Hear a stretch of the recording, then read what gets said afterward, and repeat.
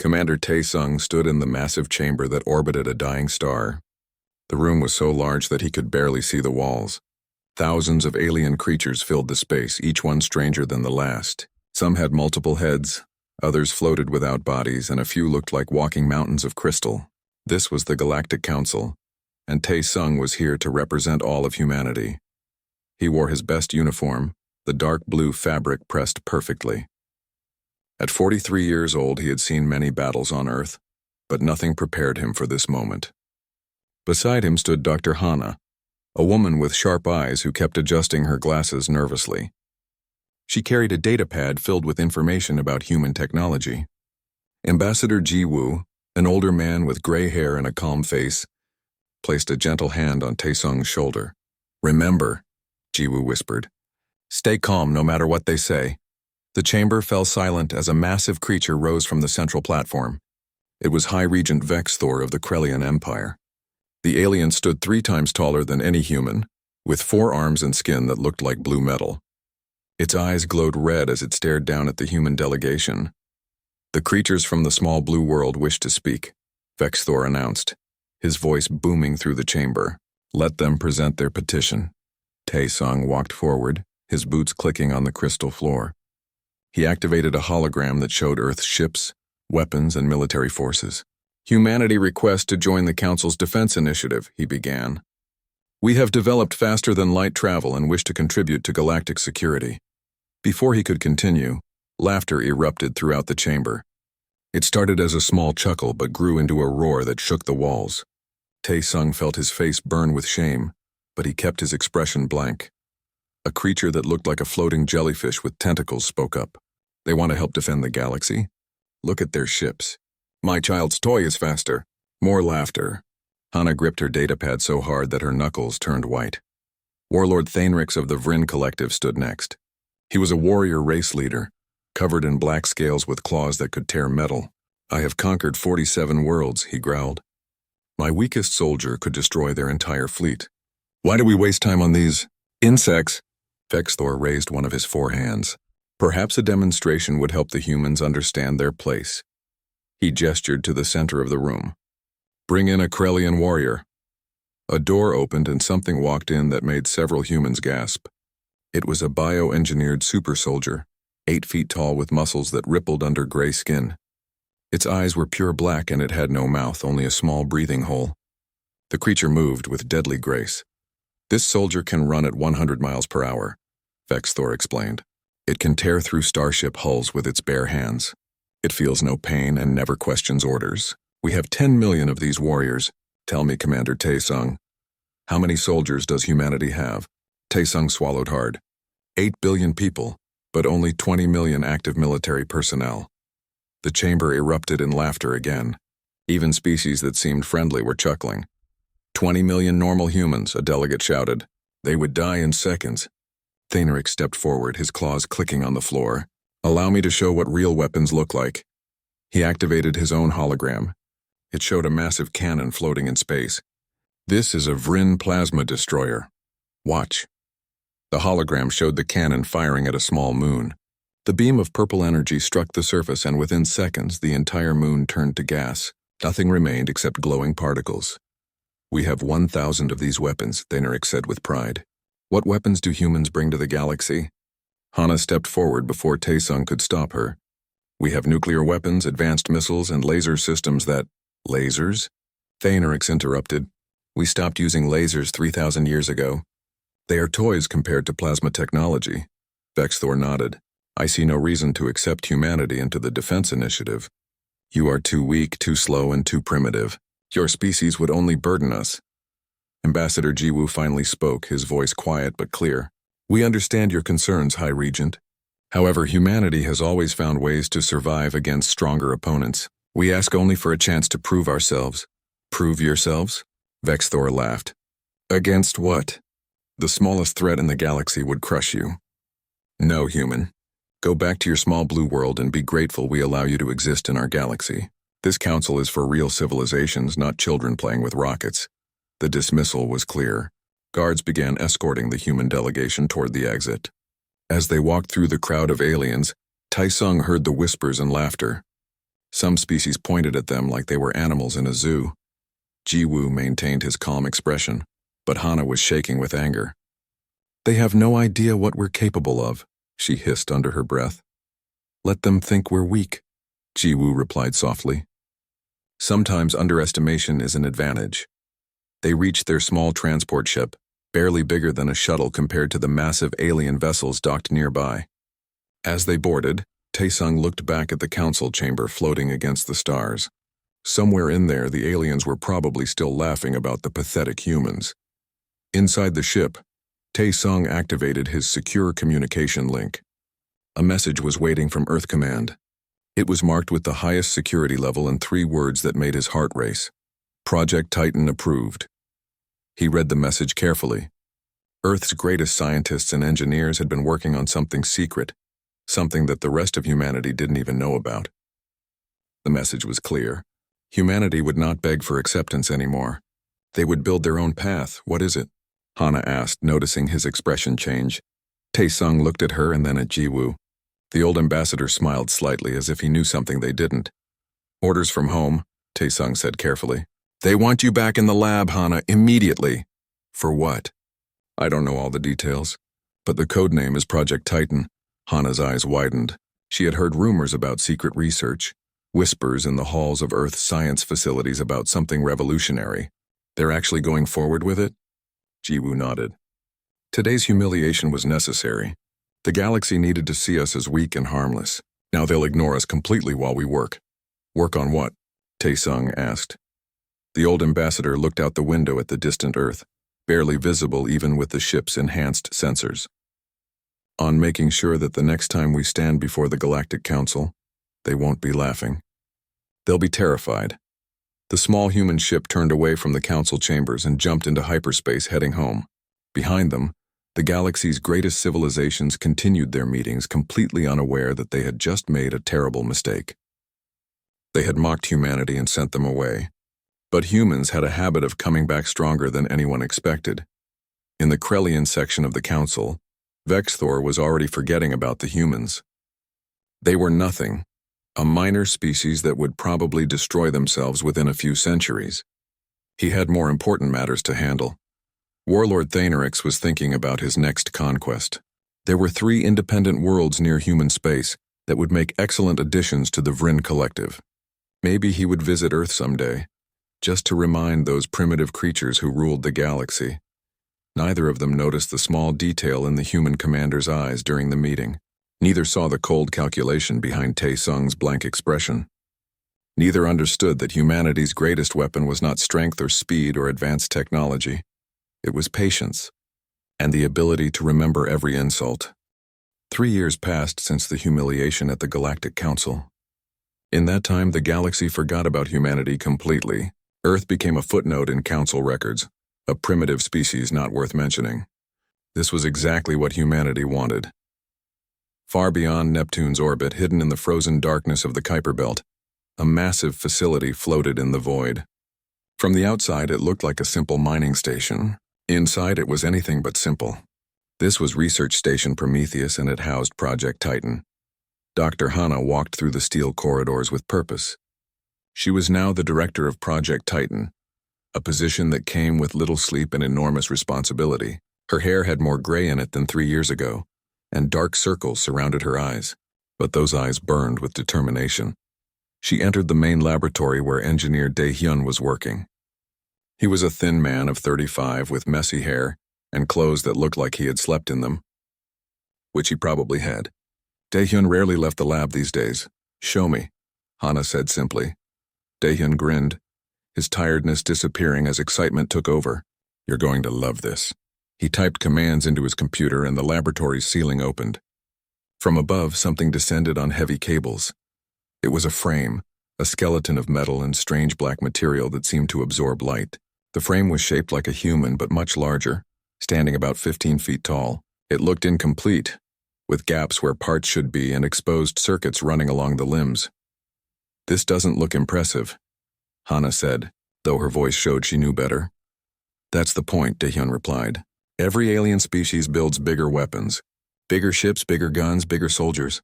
We're going the opposite direction. He walked around the frame, touching it gently like it was alive. This is the Titan frame Mark 7. The previous 6 versions failed because we were thinking too traditionally. We tried to build a robot that a human would control. But that's not what this is. Then what is it? It's a new body. Daehyun's eyes gleamed. The pilot doesn't control the Titan, they become the Titan. Complete neural integration. Their consciousness spreads throughout the entire frame. They can feel every sensor as if it's their own skin. They can process information at computer speeds while maintaining human creativity and intuition. Hana studied the frame carefully. The aliens have bioengineering. They have cybernetics. What makes this different? They enhance biology or add mechanical parts to living bodies, Daehyun explained. We're doing something they never imagined. We're letting human consciousness live in a machine body while keeping everything that makes them human. Their emotions, their ability to adapt, their capacity for strategy, plus all the benefits of artificial intelligence. A door opened and Captain Yuna entered. She was 29 years old, shorter than average but built like a fighter. Her eyes held no fear, only curiosity. Is it ready? She asked. The frame is ready, Daehyun said. But I need to be honest with you, Yuna. We've only tested this on computer simulations. You would be the first real person to integrate with a Titan. If something goes wrong, I know the risks, Yuna interrupted. I volunteered for this 3 years ago. I'm not backing out now. Hana stepped forward. Yuna, this isn't like flying a ship or operating a robot. The neural connection is permanent. Even if you disconnect from the frame, part of you will always remember being this. Your brain will be changed forever. Good, Yuna said with a slight smile. I want to change. I want to make sure that when humanity faces the galaxy again, we're ready. I want to see the faces of those aliens who laughed at us. Daehyun nodded and began preparing the integration chamber. It was a circular room with the Titan frame in the center. Yuna stripped down and put on a skin-tight suit covered in sensors. Neural interface ports were installed at the base of her skull, her spine, and along her arms and legs. The process will take 6 hours, Daehyun explained. Your consciousness will slowly expand into the frame. It might feel strange, like growing new limbs. Don't fight it. Let it happen naturally. Yuna climbed into a harness that lifted her into the center of the frame. The metal skeleton began to close around her piece by piece. When it was complete, she looked like a statue trapped inside a machine. Starting neural interface in 3, 2, 1. Screens around the room lit up with data. Hana watched Yuna's brain activity spike and then stabilize. Hours passed. The team monitored every vital sign, every neural pathway forming between human and machine. Some readings made no sense. The integration was creating patterns that shouldn't exist. Her consciousness is spreading faster than predicted, Daehyun said with worry in his voice. Is she in danger? Hana asked. I don't know. The readings are off all our charts. Suddenly, the Titan frame moved. Just a finger twitch, but it made everyone in the room freeze. Then an arm lifted slowly. The head turned. Through the frame's external speakers, a voice emerged. It was Yuna's voice, but different somehow, layered with electronic harmonics. I can feel everything, she said. I can feel the air pressure in the room. I can sense the electromagnetic fields from the computers. I can hear your heartbeats. All of you. The frame stood up fully, moving with inhuman grace. The cables detached automatically. Yuna, now inhabiting the Titan, took her first steps. Each movement was perfect, no stumbling or adjusting needed. How do you feel? Hana asked carefully. I feel powerful, but also still me. I'm still Yuna. I still remember my childhood, my training, everything. But now I'm also this.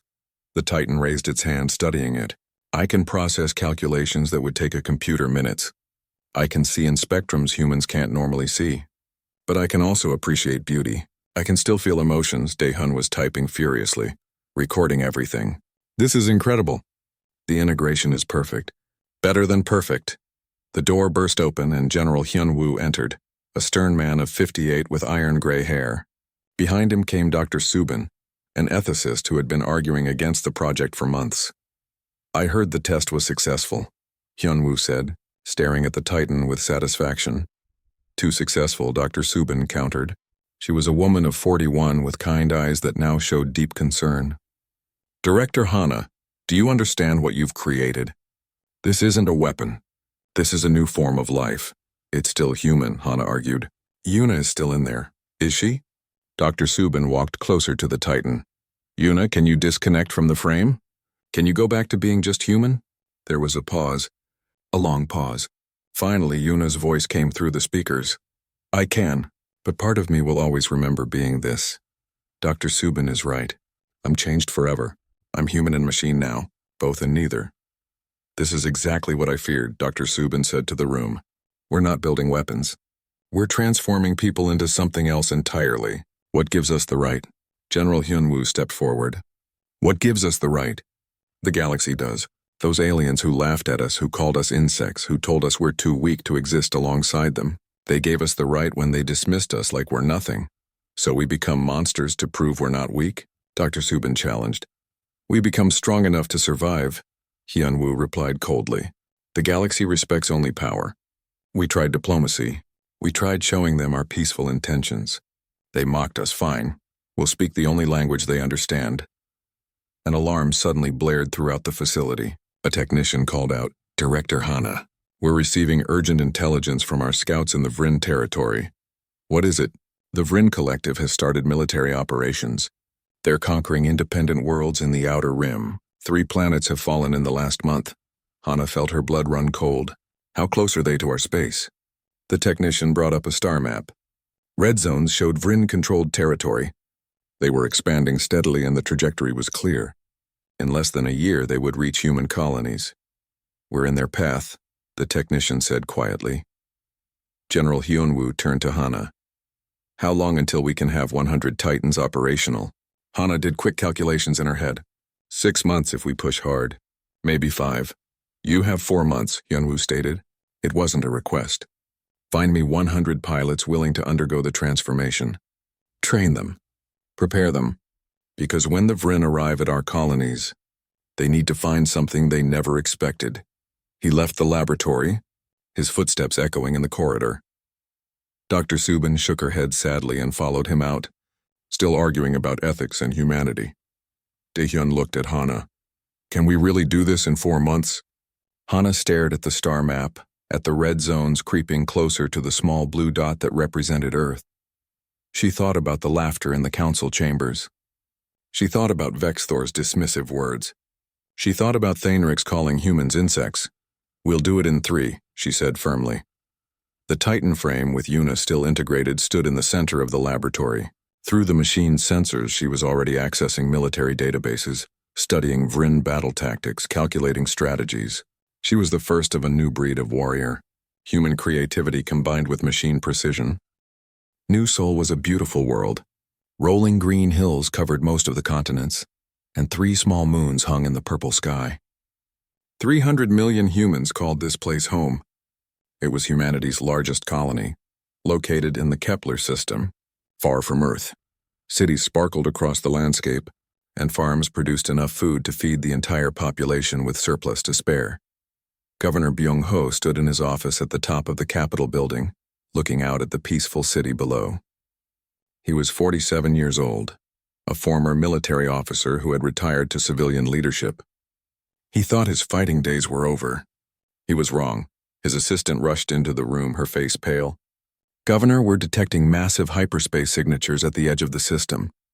Byung-ho felt his stomach drop. How many? Hundreds, maybe more. They're still emerging from hyperspace.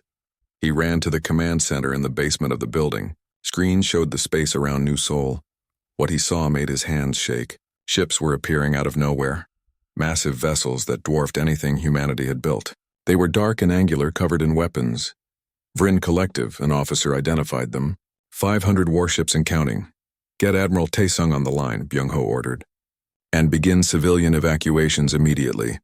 Admiral Taesung, now promoted from commander, was in orbit aboard the Human Defense Fleet's flagship.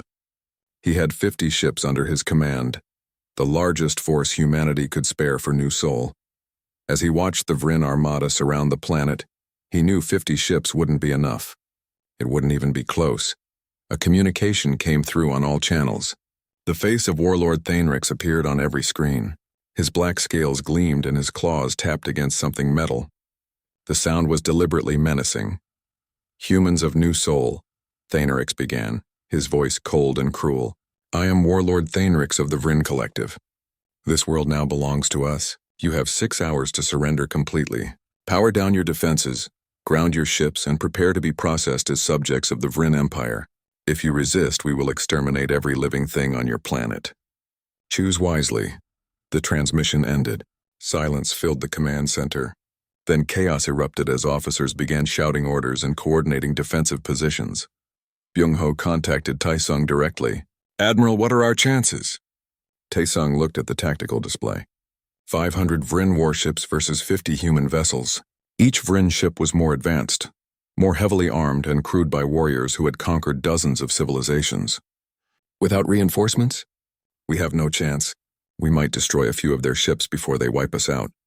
Then we need to evacuate as many civilians as possible in 6 hours. Agreed. I'll position my fleet to buy you time. Byung-ho began the evacuation. Millions of people rushed to spaceports, cramming into transport ships. Children crying, parents shouting, elderly folks being carried by soldiers. It was organized chaos, but even at maximum capacity, they could only evacuate maybe 10 million people before the deadline. That left 290 million to face the Vryn. In orbit, Admiral Taesung arranged his 50 ships in a defensive sphere around the planet. His crew knew they were going to die. There was no escaping 500 enemy ships. But they were going to die fighting, buying time for civilians to escape. The 6 hours passed too quickly. Thanerix appeared on the screens again. "Your time is up, humans. I see you chose resistance." How predictable, how foolish. The Vryn fleet opened fire. Purple plasma beams lanced through space, striking human ships and planetary shields. The shields held for now, but they wouldn't last long. Taesung ordered his fleet to return fire. Human missiles and laser weapons struck Vryn vessels, but the damage was minimal. Their armor was too strong. "We're barely scratching them," his weapons officer reported. A Vryn dreadnought targeted Taesung's flagship. The massive ship fired its main weapon, a plasma cannon that could vaporize a small moon. Taesung braced for impact.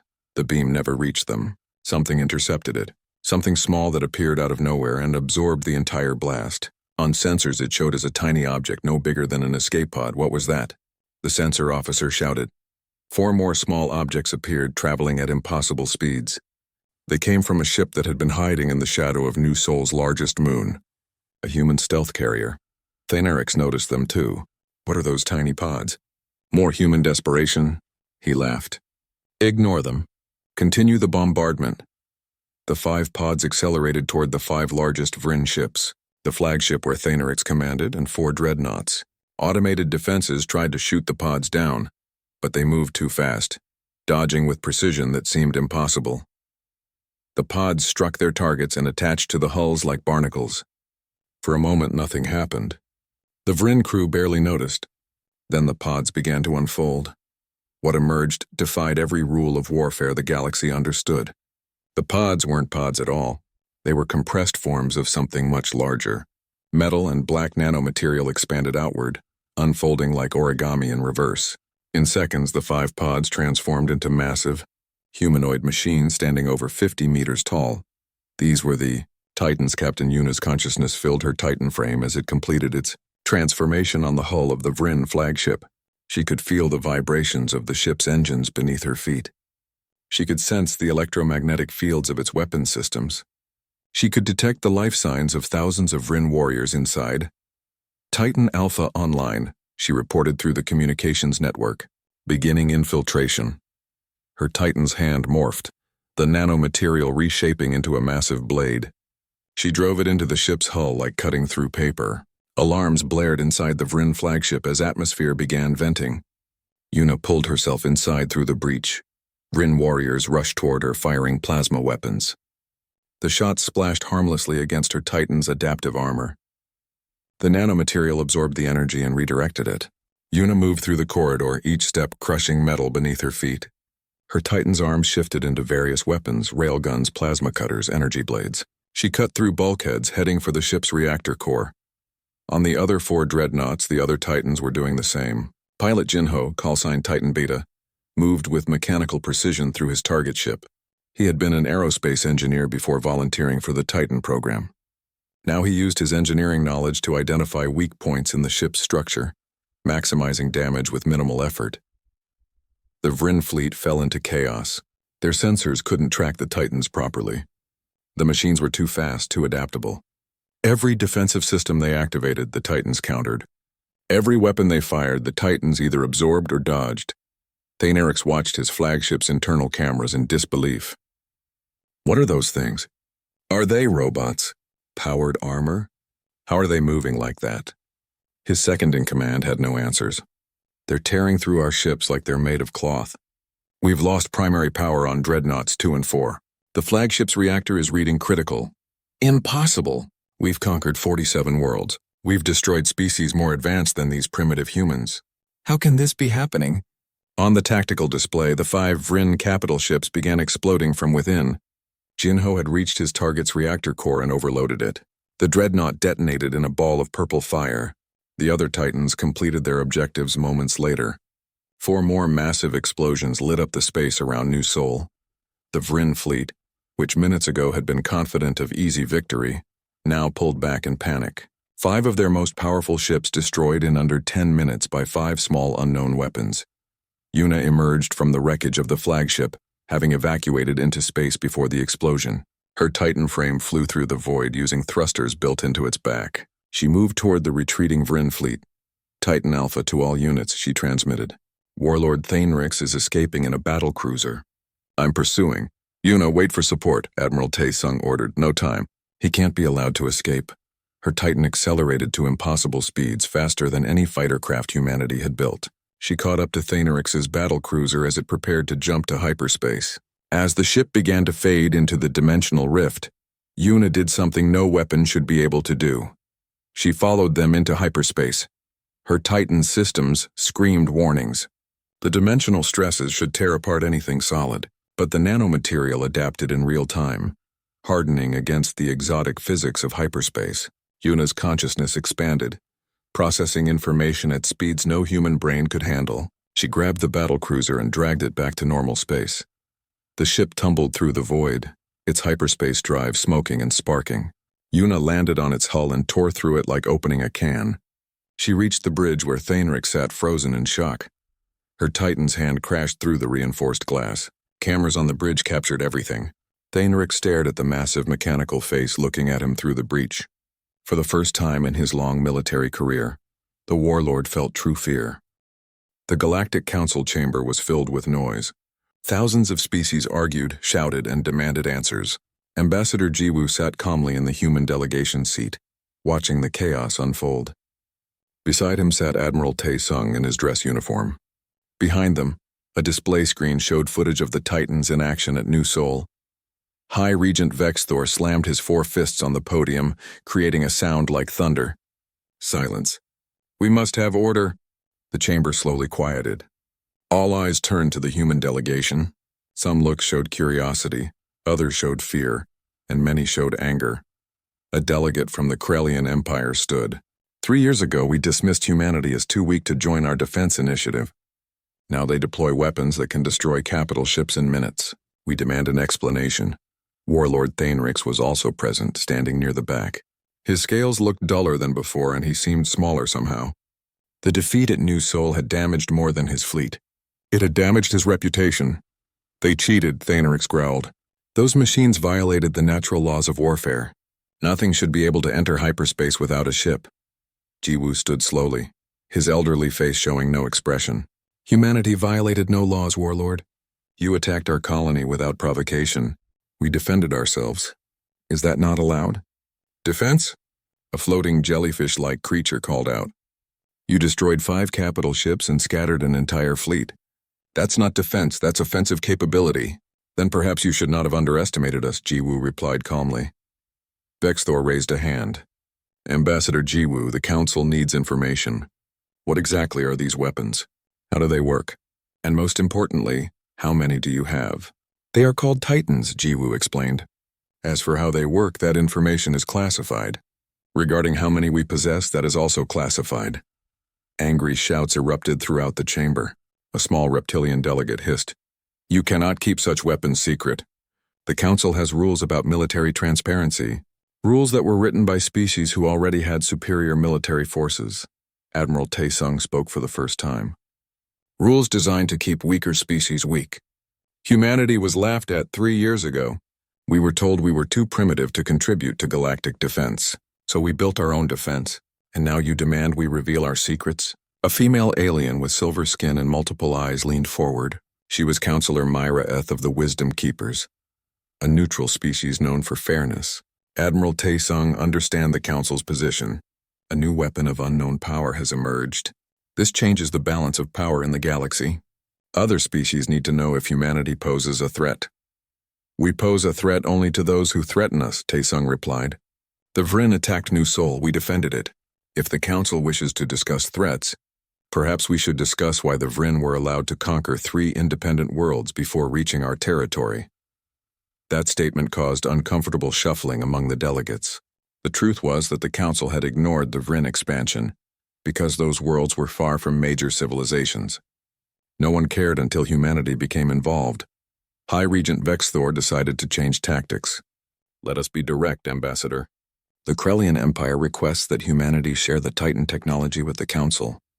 In return, we offer full membership and access to our scientific databases. Before Jiwoo could respond, multiple other delegates shouted their own offers.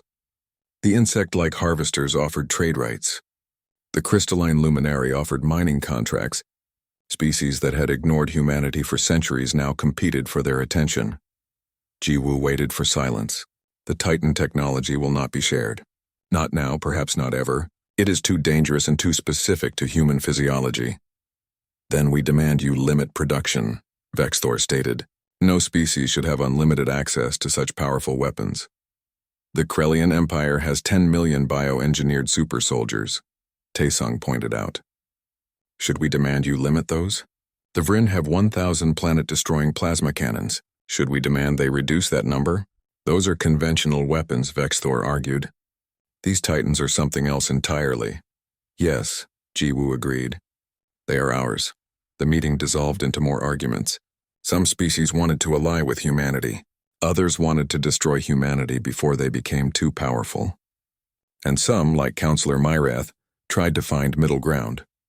During a break in the session, Myrath approached the human delegation privately. Her silver skin shimmered as she moved. Ambassador Jiwoo, I speak to you as a friend of peace. I understand your position, but you must see how this looks to the galaxy. A species dismissed as weak suddenly reveals incredible military power. It frightens people. Good, Taesung said bluntly. Fear means respect. For too long, humanity was ignored because we were too weak to matter. Now we matter. But at what cost? Myrath asked gently. Power breeds suspicion. Suspicion breeds conflict. I have seen this cycle repeat for thousands of years. Please tell me that humanity seeks peace, Jiwoo nodded. We do seek peace, Counselor. But not at the price of our safety. We tried peaceful diplomacy 3 years ago. We were mocked and dismissed. Now we negotiate from strength. Perhaps that's the only way to be heard in this galaxy. Back on Earth, Director Hana sat in a strategy meeting with General Hyunwoo and Senator Ok Jin, a politician known for advocating restraint. They were discussing the Council's response. They're terrified, Hyunwoo said with satisfaction. The Krellians, the Vrin, all of them. They finally understand that humanity is a force to be reckoned with. They're also mobilizing, Hana warned. Our intelligence shows increased military activity in Krellian space. They're preparing for something. Senator Ok Jin, a woman of 55 with kind eyes, shook her head. This is exactly what I feared. We've become the threat we were trying to defend against. How many Titans do we have now? 200 operational units, Hana reported. Another 100 in various stages of production. 300 weapons of mass destruction, Ok Jin said quietly. Do you understand what we've created? These aren't just machines. They're people who have been transformed into weapons. What happens to them when the fighting stops? Hana had been asking herself that same question. The Titan pilots were changing. All of them reported strange dreams where they felt their Titan frames even when disconnected. Some spoke of feeling more comfortable as machines than as humans. A few had requested to remain permanently integrated. We're monitoring their psychological health, Hana said. So far, most pilots are stable. Most? Ok Jin caught the word. What about the others? 3 pilots have shown signs of identity confusion. They forget they're human sometimes. 2 others have refused to disconnect from their Titans for over a month. We're trying to help them, but this is unexplored territory. General Hyunwoo waved dismissively. Acceptable casualties for what we've achieved. Those pilots volunteered knowing the risks. They volunteered to defend humanity. OK Jin countered, not to lose themselves in the process. An urgent message interrupted their meeting. It came from Admiral Tae-sung at the council chambers. We have a situation. The Krellian Empire has issued an ultimatum. They demand humanity dismantle the Titan program within 30 days, or they will consider it an act of aggression. Silence filled the room. Then General Hyunwoo laughed. They're bluffing. The Krellians saw what 5 Titans did to a Vrin fleet. They won't risk attacking us. I'm not so sure, Hana said, bringing up star maps. Krellian fleets are mobilizing on multiple fronts. This isn't a bluff. This is a coordinated military operation. Senator Ok Jin looked pale. How large are their forces? 10,000 warships, Hana whispered. The largest fleet ever assembled in galactic history, and they're all heading toward human space. The room fell silent as the implications sank in. The Battle of New Seoul had been 5 Titans against 500 ships. Now they faced 10,000 ships with only 200 Titans ready for deployment. We need to respond to the ultimatum, OK Jin said. Perhaps we can negotiate. Agree to a production limit, allow inspections, something to avoid war. No, General Hyunwoo stated flatly. We show any weakness now and we're finished. The Krellians need to know that attacking humanity will cost them everything. Even if we can't win, OK Jin challenged. Especially if we can't win. If we're going down, we take them with us. Hana pulled up more reports. The Titan pilots are requesting permission to engage. Captain Yuna has volunteered to lead a strike force. Against 10,000 ships? OK Jin shook her head. That's suicide. Maybe, Hana admitted. But Engineer Dae Hyun has been working on something. A new type of Titan. He calls it Titan Prime. It's not a single unit, but a networked system of multiple Titans linked together, sharing one consciousness. That sounds dangerous, OK Jin said. Everything about this program is dangerous, Hana replied, but it might be our only chance. Back at the council chambers, the 30-day ultimatum was being broadcast across the galaxy. High Regent Vexthor stood tall, his forearms spread wide. Humanity has 10,000 Krellian ships gathering at their borders. We offer one chance for peace. Dismantle the Titan weapons, submit to council authority, and accept our protection. Or face the consequences. Earth hung in space like a blue jewel, peaceful and beautiful, but around it humanity prepared for the end. Space stations bristled with weapons. Orbital platforms armed with missiles pointed outward. 300 Titan frames waited in their deployment bays, pilots already integrated and ready. The entire human fleet, nearly 200 ships, formed defensive formations around their homeworld. Admiral Tae-sung commanded from the largest human battleship ever built, the Indomitable. His face showed the stress of the past weeks. Dark circles surrounded his eyes and his uniform hung looser than before. He had barely eaten or slept since the ultimatum expired. How long until they arrive?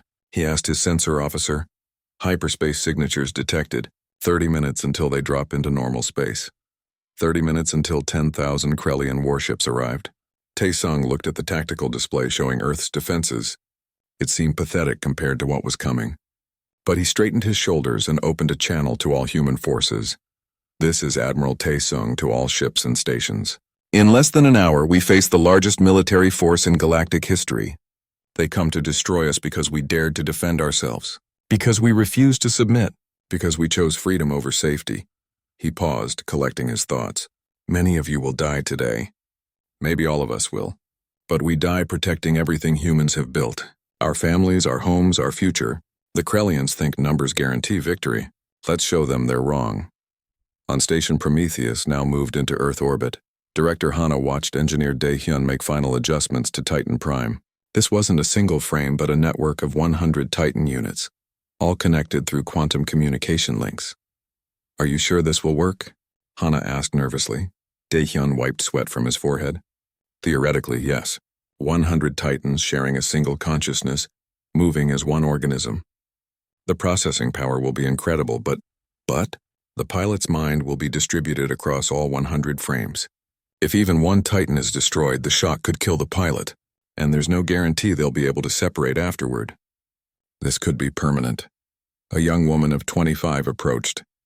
Pilot Minji had volunteered to be the core consciousness of Titan Prime. She was small and quiet, the kind of person who blended into crowds. but her test scores had been the highest of all Titan candidates. I understand the risks, Minji said softly. I'm ready. Minji, Hana said gently. If you do this, you might never be human again. Not really. Your consciousness will be changed forever. I know. Minji smiled slightly. But if I can save Earth, isn't it worth it? Besides, Captain Yuna showed us that being human isn't about the body. It's about the heart and mind. I'll keep those, even if everything else changes. Daehyun began the integration sequence. Minji was placed in the central chamber while 100 Titan frames surrounded her in a circle. Neural links activated, and her consciousness began expanding outward. Unlike normal Titan integration that took hours, this happened in minutes. Minji's mind spread like wildfire through the network. On the monitors, her brain activity showed impossible patterns. Her consciousness existed in 100 places simultaneously. She could see through 100 sets of sensors. She could think 100 thoughts at the same time. It should have driven her insane. Instead, she adapted. Integration complete, Daehyun announced in awe. Titan Prime is online.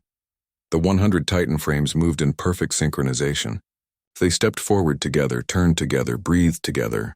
They were one being with 100 bodies. How do you feel? Hana asked. Minji's voice came from all 100 Titans simultaneously, creating an echo effect. I feel everything.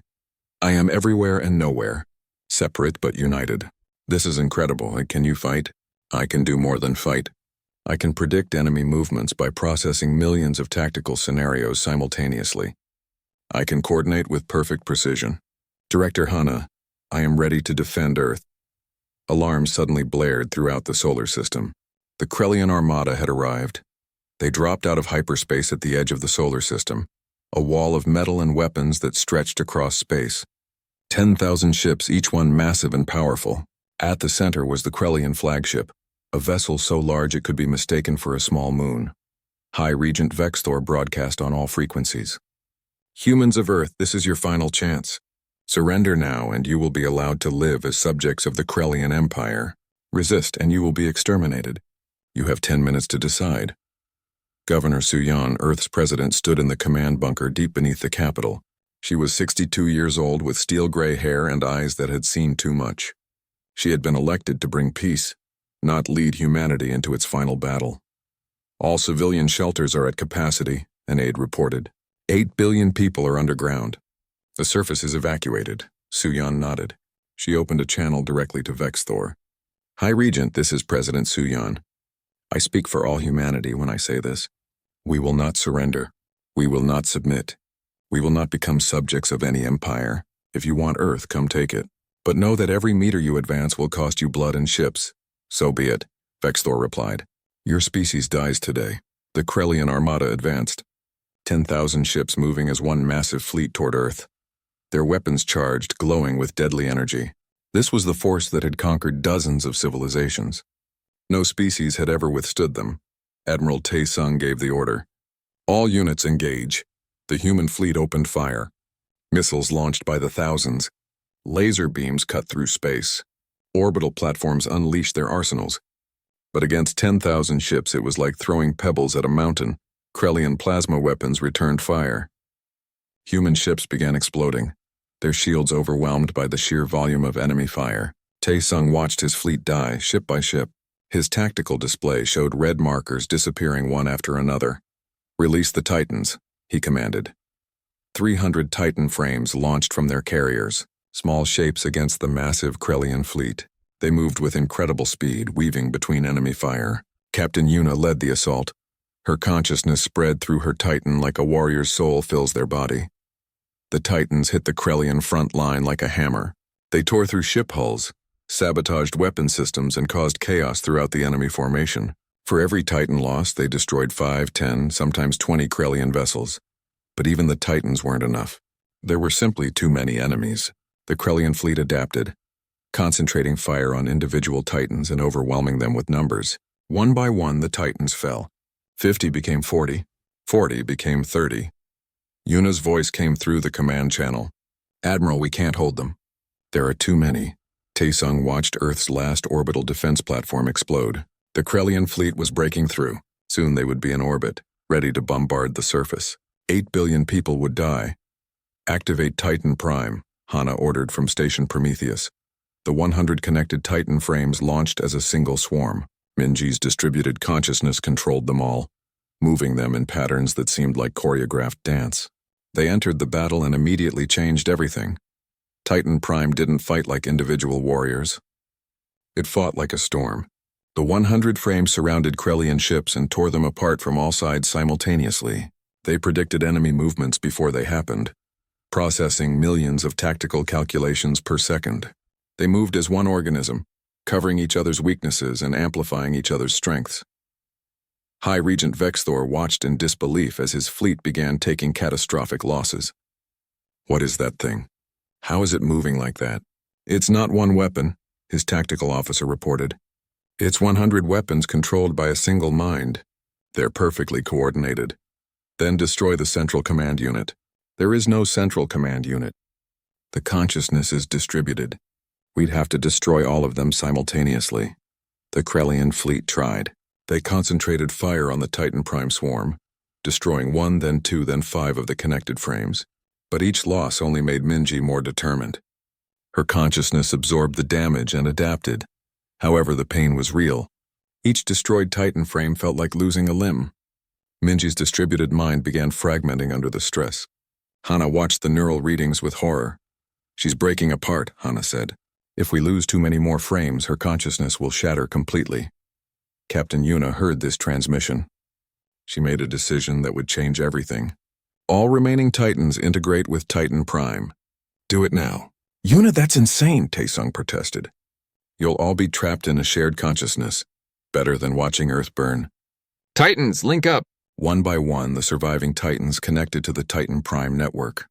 Yuna's consciousness merged with Minji's. Then came Jinho and dozens of others. 200 minds joined into one massive distributed intelligence spread across 300 Titan frames. The transformation was immediate and terrifying. The combined consciousness became something beyond human understanding. It was no longer Minji or Yuna or any individual. It was a collective, a hive mind of warriors with one purpose: protect Earth.